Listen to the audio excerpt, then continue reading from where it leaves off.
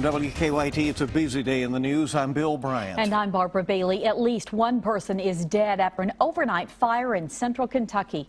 The fire broke out at the Country Hills Apartments on Chinko Lane in eastern Frankfort around 1 o'clock this morning.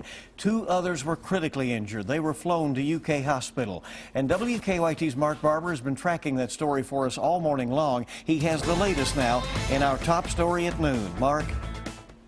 Good afternoon, Bill. Crews are starting to board up the damage here on the ground floor of this apartment building, but you can still clearly see the damage that this fatal fire caused when it ripped through the walls here and tore through the roof. Now, it has been a very tense and emotional day for people who had family living in this badly burned apartment building.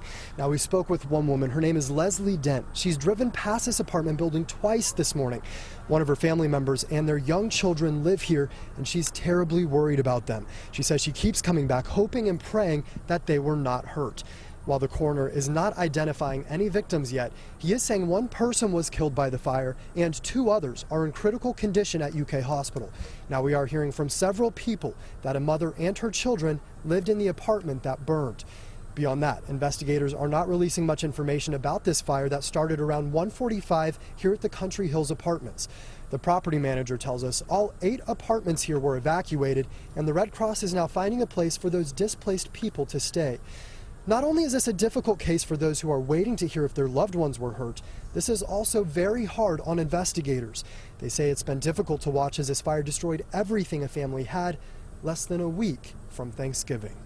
Hard to even think about it going around the holidays and stuff, you know, and it's just hard for the family.